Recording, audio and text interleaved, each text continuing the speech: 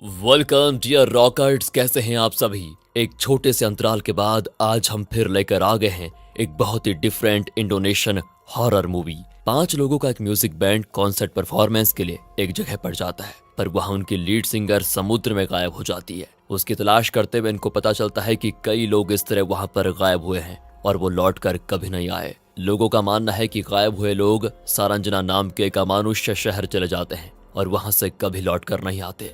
तो दोस्तों, उस लीड सिंगर का क्या हुआ, उसके दोस्तों ने क्या किया, यह इस मूवी की कहानी है जो बहुत ही इंटरेस्टिंग तरीके से दिखाई गई है। तो चलिए आज की मूवी, जिसका नाम है सरांजना कोटा गैब यानी सरांजना द अनसीन सिटी, हमेशा की तरह वीडियो को एंड तक देखिए, लाइक एंड शेयर जरूर कीजिएगा। मूवी की शुरुआत में एक लाइव कॉन्सर्ट को दिखाते हैं जहां पर एक म्यूजिक बैंड परफॉर्म कर रहा है और उनके सारे फैंस खुशी से झूम रहे होते हैं। इनकी खुशी और एक्साइटमेंट का कारण है इस बैंड की लीड सिंगर, जिसका नाम है सीता। इसकी आवाज और सिंगिंग स्टाइल के सभी दीवाने हैं। दरअसल सीता और उसके फ्रेंड्स ने मिलकर यह बैंड शुरू किया है। यह है गिटारिस्ट एंडी और ये डीजे डियोन और यह है बैंड की एक और परफॉर्मर जिसका नाम है रिचल। इनके अलावा इनकी एक मैनेजर भी है जिसका नाम है फित्री। ये 5 दोस्त हैं और इस बैंड की जान भी। यंग लोगों के बीच इनका बैंड बहुत ही फेमस है। आज एक और शानदार कॉन्सर्ट खत्म करके सभी खुशी खुशी होटल लौट रहे होते हैं, लेकिन रैंडी बहुत नाखुश दिखाई देता है। होटल में वो सबसे कहता है कि हमारे सॉन्ग्स पहले जैसे अच्छे क्वालिटी के नहीं हैं।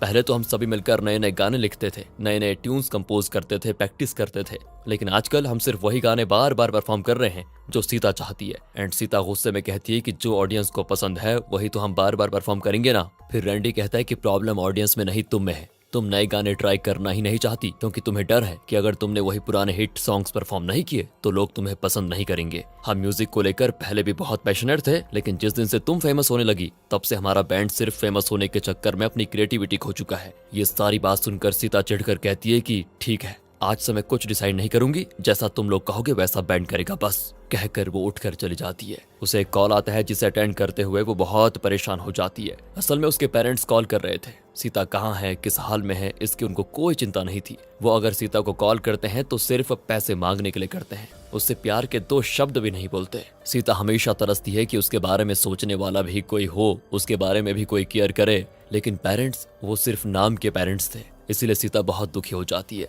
तब कॉरिडोर में उसे ट्रेडिशनल ड्रेस में एक आदमी दिखता है जो बहुत ही अजीब लगता है, पर अचानक वो कहीं गायब हो जाता है। सीता चौंक जाती है कि ये कैसे पॉसिबल हुआ, ये गायब कहाँ हो गया। वो वहां आते स्टाफ से भी पूछती है, लेकिन वो कहता है कि यहाँ तो कोई नहीं आया। अब सीता हैरान हो जाती है और फिर अपने कमरे में जाकर नहाने लगती है। वो साथ ही साथ रोने भी लगती है कि उसका इस दुनिया में कोई नहीं है। तभी कोई दरवाजा नॉक करता है। सीता दरवाजा खोलती है तो वहां पर कोई नहीं होता। सीता फिर आकर नहाने लगती है, लेकिन एक और बार कोई नॉक करता है। सीता फिर बाहर आती है तो वही ट्रेडिशनल ड्रेस वाला आदमी हाथ से इशारा करते हुए आगे जाने लग जाता है। उसी बीच रिजॉर्ट में पानी के ऊपर एक ब्रिज बना होता है जिस पर वो चलने लग जाता है। सीता भी उसके पीछे पीछे चली जाती है। उस ब्रिज के एंड पर जाकर वो रुकता है और आगे की ओर इशारा करता है। तभी वहां पर पानी के ऊपर एक खूबसूरत जगमगाता हुआ शहर नजर आता है। सीता बिल्कुल बौखला जाती है कि ये क्या है। एंड तब वो आदमी कोई मंत्र जपता है और अचानक मुड़कर सीता को देखता है। अगले ही सेकंड सीता हो जाती है बेहोश। कट करके दिखाते हैं कि वो अपने कमरे में बेड पर लेटी होती है और फित्री उसके पास बैठकर नमाज कर रही है। वो कहती है कि होटल के लोग तुम्हें ब्रिज से उठाकर लेकर आए थे, तुम वहां पर गई क्यों थी। सीता उसे उस ट्रेडिशनल ड्रेस वाले आदमी के बारे में बताती है और कहती है, मुझे लगा जैसे मैं अपने कंट्रोल में नहीं हूँ और न जाने क्यों उसके पीछे चली गई, मुझे पता ही नहीं। फिर मैं बेहोश हो गई और कुछ मुझे याद नहीं आ रहा। फित्री कहती है, मुझे पता है तुम्हारा परिवार तुम्हें बिल्कुल भी केयर नहीं करता, लेकिन हम तुम्हारे दोस्त हैं यार, तुम्हारी फिक्र है हमें, तुम ज्यादा मत सोचो और आराम करो। कहकर फित्री कुरान पढ़ने लग जाती है। तब वो सीता को कुरान के वाक्य बड़बड़ाते हुए सुनती है और चौंक जाती है कि इसे कैसे पता। वो तुरंत रिचल को बताने जाती है और उसे अपने साथ ले आती है, लेकिन सीता अब कमरे में नहीं होती। दोनों घबराकर उसको हर जगह ढूंढती है। फिर वो रैंडी और डियोन को जगाकर उन्हें बताती हैं कि सीता का कहीं पता नहीं चल रहा और अब चारों मिलकर होटल के अंदर बाहर हर तरफ उसको ढूंढते हैं। तभी वो देखते हैं कि सीता एक बोर्ड पर उस ट्रेडिशनल ड्रेस वाले आदमी के साथ कहीं जा रही है। वो हंस रही होती है जैसे कि वो किसी के वश में आकर ये सब कर रही है। ये लोग चिल्लाते भी हैं कि प्लीज मत जाओ, लेकिन तब तक सीता उस बोर्ड के साथ गायब हो जाती है। ये लोग अब वापस आ जाते हैं और इनके बीच झगड़ा शुरू हो जाता है। डियोन तो रैंडी को डांटता है कि तुमने उसको न जाने क्या क्या कह दिया होगा, इसलिए वो गुस्से में पता नहीं कहाँ चली गई। फिर फित्री दोनों को शांत करती है और तभी इवेंट के मैनेजर्स आते हैं और बताते हैं कि इतनी रात गए हम समुद्र में जाकर ढूंढ नहीं सकते, कल सुबह हमें कुछ मछुआरों की मदद से सीता को ढूंढने की कोशिश करनी होगी। फित्री तो उन पर चिल्ला देती है कि अगर हमारे दोस्त को कुछ हुआ तो उसके जिम्मेदार कौन होगा बताइए। जैसे तैसे रात गुजरती है और सुबह चारों बहुत ही टेंशन में बैठे होते हैं। तब इवेंट मैनेजर आसपास के गांव में पूछताछ करके इनको बताता है कि अब तक इस एरिया के कई लोग समुद्र में इस तरह गायब हुए हैं और आज तक उनका कुछ पता नहीं चला। पास के गाँव में मिडा नाम की लड़की है जिसका भाई भी इस तरह गायब हुआ था, शायद वो हमारी कुछ मदद कर पाए। ये सोचकर वो इनको मिडा के घर पर लेकर जाता है। मिडा बताती है कि 7 साल पहले उसका भाई मोहम्मद समुद्र में गायब हुआ और लोग कहते हैं कि इस तरह गायब होने वाले लोग सरांजना नाम के एक इनविजिबल सिटी में चले जाते हैं। इस्लामिक पुराणों के अनुसार ऐसे इनविजिबल जीव भी होते हैं जिन्हें जिन कहा जाता है। इंसानों की दुनिया के बीच वो अपनी अलग दुनिया बसा लेते हैं। सरांजना एक ऐसी ही इनविजिबल दुनिया है जिसे जिन चलाते हैं और वो इस दुनिया से कुछ गिने चुने लोगों को ही सरांजना लेकर जाते हैं। सरांजना जाकर या तो इंसान बहुत ही खुशी का जीवन जीता है या फिर बहुत ही बदतर जिंदगी जीते हैं। इस बारे में अगर और जानना है तो आप अकबर से मिलिए, वो पास ही में रहते हैं। ये कहकर वो इन्हें अकबर के पास लेकर जाती है। इनको देखते ही अकबर समझ जाता है कि ये लोग यहाँ पर क्यों आए हुए हैं। वो बताता है कि सच में सरांजना नाम का एक इनविजिबल शहर है। अब ये लोग पूछते हैं कि हमें सरांजना जाना है तो क्या करना होगा। अकबर बताता है कि कोई अपनी मर्जी से वहां नहीं जा सकता। सरांजना में रहने वाले जिन जिसे चुनते हैं सिर्फ वही लोग वहां प्रवेश कर सकते हैं, लेकिन एक तरकीब है। कहकर वो इनको एक एल्बम दिखाता है जिसमें एक आदमी ट्रेडिशनल ड्रेस पहने हुए एक तलवार ले खड़ा होता है। अकबर बताता है कि इस तलवार को मेडोवा कहते हैं। यह आदमी अभी जिंदा है या नहीं ये तो मैं नहीं जानता, लेकिन मुझे उसका पता मालूम है। अगर तुम्हें मेडोवा मिल जाए तो उसको लेकर तुम्हें जंगल में जाना होगा। वहाँ 100 साल पुराना पेड़ है। उस पेड़ के पास अगर तुम मेडोवा तलवार को लेकर गए तो सरांजना जाने का पोर्टल खुल सकता है, लेकिन ध्यान रहे कि तुम्हें सरांजना जाने की अनुमति नहीं है, क्योंकि वहाँ सिर्फ वो लोग जा सकते हैं जिन्हें जिन लेकर जाते हैं। बिना अनुमति के तुम लोग वहां जाओगे तो खतरा हो सकता है। ऊपर से सरांजना में एक दिन हमारी दुनिया में 7 दिन के बराबर होता है। उसके अंदर तुम्हें अपने दोस्त को ढूंढ कर लाना है, वरना तुम्हारी जान भी जा सकती है। लेकिन दोस्तों ये लोग अब सीता को ढूंढ कर लाने की ठान चुके थे, तो अकबर से उस आदमी का पता ले लेते हैं जिसके पास मेडोवा तलवार थी। अब मिडा भी इनके साथ जाना चाहती थी तो ये लोग उसको भी लेकर चले जाते हैं। फिर वो उस गांव में पहुंच जाते हैं, लेकिन उस आदमी के घर जाने के लिए बोट से कुछ दूर जाना होगा। रास्ते में वो देखते हैं कि गांव के लोग मरे हुए लोगों की शव पेटियों को नदी में बहा रहे होते हैं। ये इनका कोई रिवाज है वैसे। फिर वो उस आदमी के घर पर पहुंच जाते हैं। वहाँ एक लड़की इनको अंदर लेकर जाती है, जहाँ पर्दे के पीछे एक बुजुर्ग औरत बैठी होती है। अब ये लोग पूछते हैं कि हमें मेडोवा की जरूरत है, हमें वो कहाँ मिलेगा। वो इन्हें दोस्तों फिर चेतावनी देती है कि मेडोवा मेरे पति की है और वो तुम्हें कभी नहीं मिलेगी, जाओ यहाँ से। ये लोग निराश होकर निकल रहे होते हैं कि तभी उस घर की लड़की बताती है कुछ दूर पर एक बहुत बड़ा पेड़ है जिसके पास मेरे दादाजी का कब्र है, उसी के अंदर मेडोवा तलवार है। आप अगर कब्र को खोदकर मेडोवा निकाल लें तो फिर शायद कुछ हो जाए। ये लोग भी तुरंत उस जगह की ओर घुमा लेते हैं बोट को। उस पेड़ तक पहुंचते पहुंचते रात हो जाती है। उस पेड़ पर दोस्तों एक भूतनी भी होती है जिसका सिर्फ सर होता है, शरीर नहीं होता, लेकिन अंदर से ऑर्गन्स दिखते हैं। वो ठहाका मारने लग जाती है। उसकी हंसी डियोन को डरा देती है और वो कहता है कि चलो यार वापस चलते हैं यहाँ से, लेकिन रैंडी कहता है उसको मत देख और अपना मुंह बंद कर। किसी तरह वो उस कब्र पर पहुंच जाते हैं। रैंडी, डियोन और फित्री कब्र को खोदकर शव पेटी को भी खोल देते हैं। उसी में होती है तलवार, लेकिन उससे एक बहुत बड़ा सांप लपेटे हुए है। वो एक लकड़ी से उसको निकाल फेंकते हैं। फिर फित्री तलवार को उठाने जाती है तो अचानक लाश पर गिर जाती है। तभी वो लाश फित्री को पकड़ लेती है और चेतावनी देती है कि इस तलवार को मत लेकर जाओ, तुम्हारी जान चली जाएगी। लेकिन दोस्तों फित्री उसके हाथ से तलवार छीन लेती है और वो बोट पर बैठ जाते हैं। लेकिन बहुत देर के बाद भी बोट हिलने का नाम ही नहीं लेती और तब पानी से एक एक करके लाशें निकलकर इनको देखने लग जाती हैं। गांव वाले इस नदी में लाशों को बहा देते थे,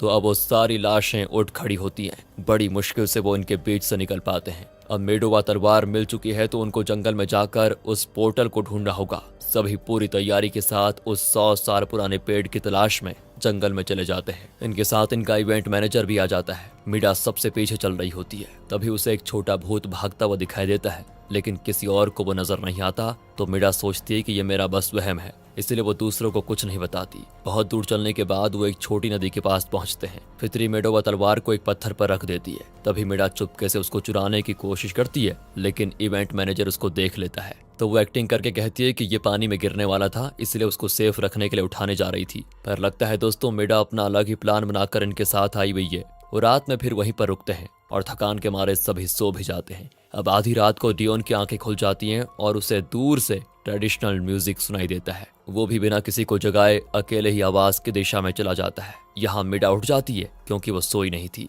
सबको सोते हुए देखकर वो चुपचाप मेडोवा को उठाकर भाग जाती है। यहाँ फ्लैशबैक में दिखाते हैं कि जब ये लोग अकबर से मिलकर निकले तो अकबर ने मिडा से कहा, ये लोग मेडोवा को जरूर ढूंढ निकालेंगे, इसलिए तुम इनके साथ जाकर मेडोवा को चुरा लेकर आ जाना, फिर हम तुम्हारे भाई को आसानी से सरांजना से छुड़ा कर लेकर आ पाएंगे। इसलिए दोस्तों मिडा ने इनकी टीम को ज्वाइन किया था। तलवार लेकर वो जंगल में भाग रही होती है कि अचानक एक छोटा भूत उसके पास से गुजरता है। दूसरी ओर डियोन देखता है कि ट्रेडिशनल ड्रेस पहनकर 3 भूत नाच रहे हैं। फिर वो उनसे छुपकर वापस जाने लग जाता है तो उसको हर तरफ वही भूत दिखते हैं। कुछ ही देर में उसका शरीर उसके कंट्रोल में नहीं होता और वो ना चाहते हुए भी उन भूतों के साथ नाचने लग जाता है। वो रो रहा होता है कि प्लीज मुझे छोड़ दो, लेकिन वो नाचना बंद नहीं कर पाता। इसी बीच डियोन के दोस्त जाग जाते हैं। वो देखते हैं कि डियोन गायब है और दूसरी ओर मिडा भी गायब है और तलवार भी नहीं है। वो उन्हें ढूंढने में लग जाते हैं। वहाँ मिडा जंगल में भटक गई होती है। तभी उसको एक छोटे बच्चे की आवाज आती है और एक बच्चा उसके सामने होता है। मिडा जानती है कि यह बच्चा नहीं बल्कि भूत है,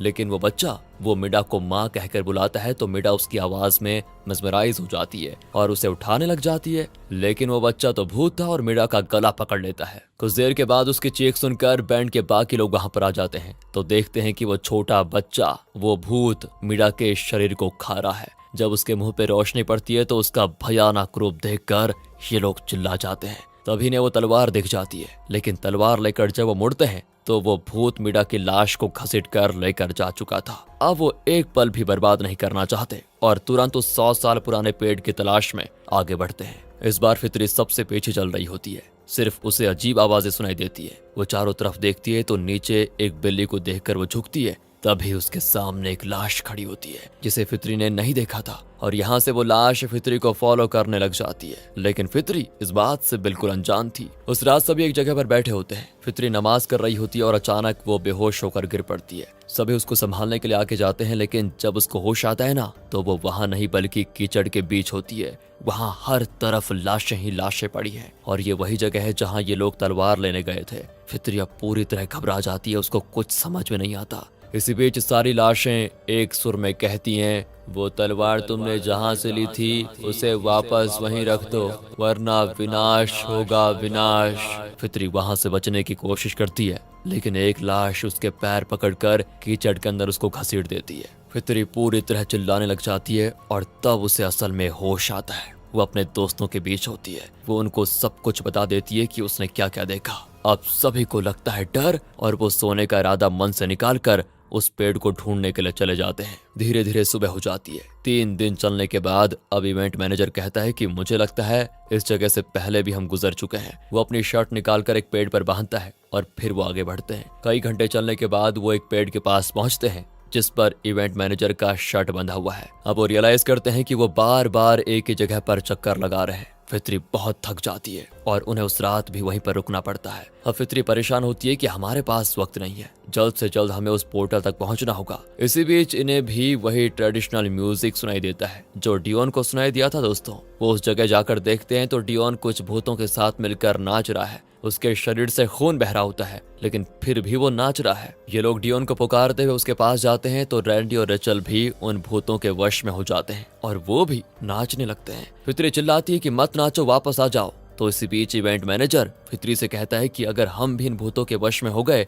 तो मरते दम तक नाचना पड़ेगा। लेकिन दोस्तों बदकिस्मती से वो भूत इवेंट मैनेजर को भी अपने वश में कर लेते हैं और वो भी उनके साथ नाचने लग जाता है। अब फितरी मयान से मेडोवा तलवार को निकालती है और निकालते ही सारे भूत गायब हो जाते हैं और उसके सारे दोस्त जमीन पर गिर पड़ते हैं। बाकियों को तो होश आ जाता है, लेकिन डियोन बेचारा मर जाता है क्योंकि वो लगभग 2 दिन से नाच रहा था। सभी बहुत रोते हैं। फितरी उन भूतों के वश में नहीं हुई क्योंकि उसके पास मेडोवा तलवार थी। वो फिर अपने सफर पर निकल पड़ते हैं और आखिरकार वो 100 साल पुराने पेड़ के पास पहुंच ही जाते हैं। वो मियान से तलवार को निकालने की कोशिश करते हैं कि गलती से तलवार नीचे गिर जाती है। इवेंट मैनेजर उसे उठाता है कि अचानक एक लाश न जाने कहां से आकर उसे घसीट कर लेकर जाती है। यहाँ दोस्तों और भी कई लाशें इन सबको घेरने लगती है। इवेंट मैनेजर लाशों से बचकर भागने लग जाता है, लेकिन एक जगह फिसल जाता है और एक पेड़ की नुकीली टहनी से घायल होकर वहीं मर जाता है। ऐन वक्त पर फितरी उसके हाथ से तलवार निकालने में कामयाब हो जाती है और उसको मयान में रखती है। तब जाकर सारे भूत गायब हो जाते हैं।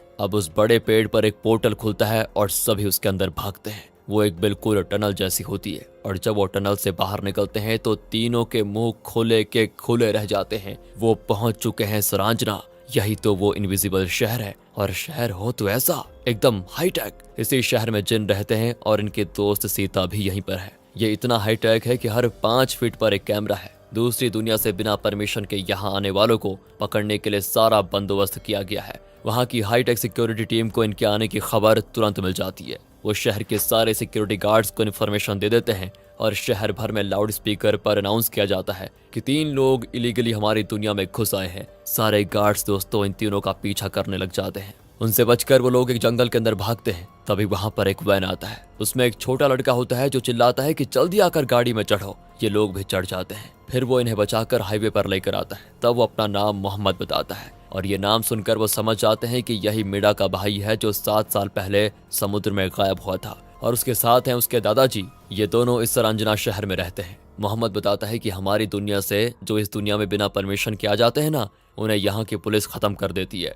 इसीलिए ऐसे लोगों को हम रेस्क्यू करते हैं और उन्हें वापस उनकी दुनिया में भेज देते हैं। दादाजी दोस्तों बोल और सुन नहीं सकते। मोहम्मद ये सारी चीजें बता ही रहा होता है कि फित्री पूछती है, क्या तुम ही मीडा के भाई मोहम्मद हो? वो कहता है कि हाँ। फिर वो पूछती है कि अगर तुम वापस आने का रास्ता जानते हो तो अपनी दुनिया में क्यों नहीं लौटे? मोहम्मद कहता है कि मेरे घर में मुझे कोई पसंद नहीं करता था, मुझे तो उन लोगों ने ढूंढा भी नहीं होगा, इसलिए मैं यहीं पर अच्छा हूँ और अपने दादाजी के साथ बड़ा खुश हूँ। अब रैंडी कहता है कि देखो तुम बहुत बड़ी गलती कर रहे हो। तुम्हारे घर वाले तुम्हारे बिना कितने दुखी हैं जानते हो तुम? तुम्हारी दीदी ने तो तुम्हारे लिए अपनी जान तक। इसके आगे दोस्तों फित्री उसे कहने नहीं देती कि उसकी दीदी मीडा अब नहीं रही। मोहम्मद कहता है कि हम आपको एक पोर्टल के पास ड्रॉप कर देंगे जहां से आप अपनी दुनिया में जा पाएंगे। जल्दी से बचकर निकल जाना। पर फित्री कहती कि सुन भाई, हम लोग बचकर जाने के लिए थोड़ी यहाँ पर आए हैं, हम अपनी दोस्त सीता को लेकर ही जाएंगे यहाँ से। इस पर दादाजी गुस्से में साइन लैंग्वेज में कहते हैं कि एक पल के लिए भी तुम लोग यहाँ मत रुकना वरना मारे जाओगे। पर मोहम्मद उन्हें मना लेता है कि प्लीज दादाजी, ये लोग अपनी दोस्त को ढूंढने यहाँ पर आए हैं,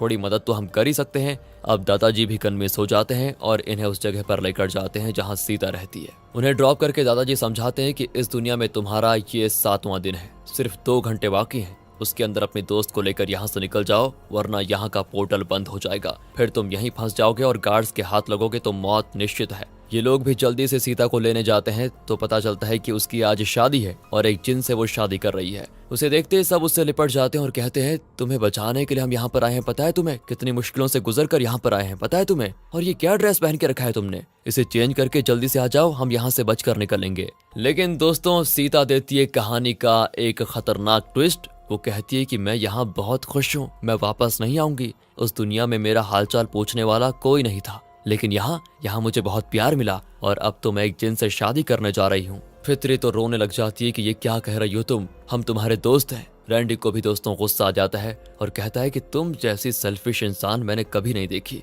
तुम्हारे खातिर हम अपनी जान को दांव पर लगाकर यहाँ पर आए हैं। हमारे दोस्तों की जान गई है सिर्फ तुम्हें बचाने की कोशिश में, और तुम कहती हो कि वहाँ कोई तुम्हारी केयर नहीं करता। अगर केयरिंग नहीं होती तो क्या इतना सब कुछ खोकर सिर्फ तुम्हें बचाने के लिए इतनी दूर आते? हाँ, मैंने तुम्हें डांटा जरूर था, लेकिन इसका मतलब ये नहीं कि मैं तुम्हारी केयर नहीं करता। जो फ्रेंड्स सच में प्यार करते हैं वही डांटते भी हैं, समझी? सिर्फ हाँ में हाँ मिलाने वाले फ्रेंड्स नहीं होते। गलत रास्ते पे जाने से रोकने के लिए अगर फ्रेंड्स डांट लगा भी दे तो और बहस कर भी ले तो हर्ज क्या है इसमें? अपने फ्रेंड्स की गलती को मुंह पे कहने वाले ही सच्चे फ्रेंड्स होते हैं, और हम सच में सच्चे फ्रेंड्स हैं। पर तुम्हारी प्रॉब्लम पता है क्या है? तुमने ये जानने की कोशिश कभी की ही नहीं होगी कि जो लोग तुम्हारे साथ हैं वो तुम्हारी केयर करते भी हैं या फिर नहीं। तुम्हें तो लगता है कि जो लोग तुम्हारी मर्जी से चले वही तुम्हें प्यार करते हैं, लेकिन ये सच नहीं है। तुम हमारी दोस्त हो और अगर तुम गलत करोगी तो सबसे पहले हम ही तुम्हें बताएंगे कि ये गलत है। अरे हमें तुम्हारी अहमियत पता है, इसीलिए हम अपनी जान पर खेलकर तुम्हें बचाने के लिए इस खतरनाक जगह पर आए हैं। जहाँ गुस्सा होता है वहीं प्यार भी होता है, और उसका जीता जाता एग्जाम्पल दोस्तों ये रैंडी है। वो कहता है कि मुझे जो कहना था सब कह चुका हूँ, अब तुम्हारी मर्जी जो करो। चलो यार यहाँ से, मुझे नहीं लगता कि अभी हमारी बात को मानेगी।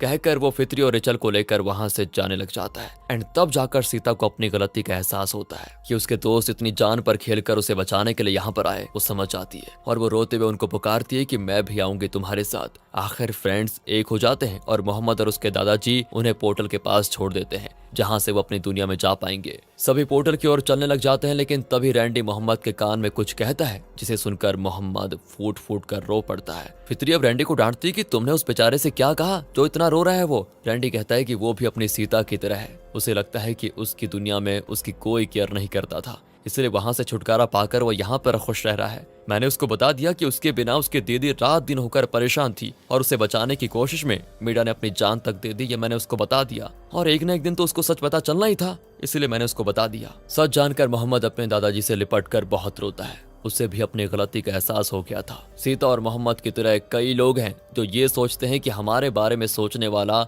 हमारी केयर करने वाला कोई नहीं है, और इसी वजह से वो अपने आसपास के उन लोगों पर ध्यान ही नहीं देते जो सच में उनके बारे में सोचते हैं, उनकी फिक्र करते हैं, उनकी भलाई चाहते हैं। खैर, ये लोग उस पोर्टल के जरिए अपनी दुनिया में आ जाते हैं, लेकिन ये दूसरा पोर्टल है जो समुद्र के अंदर खुलता है। ये लोग स्विम करके तट की ओर आ रहे होते हैं और मेडोवा तलवार पानी में गिर जाता है, लेकिन इन्हें अब उसकी जरूरत नहीं है, तो वो उसको पानी में छोड़कर तट पर आ जाते हैं। सीता को उसके फ्रेंड्स ने बचा लिया, लेकिन पिक्चर अभी बाकी है दोस्तों। कुछ दिन के बाद एक मछुआरा अपने नेट पानी में फेंकता है तो मेडोवा तलवार उसके नेट में फंस जाती है। वो तलवार को म्यान से निकालता है तो देखता है अचानक उसकी बोट में एक लाश है। वो घबरा जाता है। कट करके सरांजना शहर में उस दूल्हे जिन को दिखाते हैं जिससे सीता की शादी होने वाली थी। वो बहुत गुस्से में होता है कि मेरी दुल्हन को जिस दुनिया में लोग भगा कर लेकर गए हैं ना, उन्हें मैं जिंदा नहीं छोड़ूंगा। ये कहकर वो हमारी दुनिया में आने के लिए निकल पड़ता है और इसी के साथ ये मूवी यहाँ पर खत्म होती है। कमेंट में जरूर बताइएगा कि आपको ये मूवी कैसे लगी।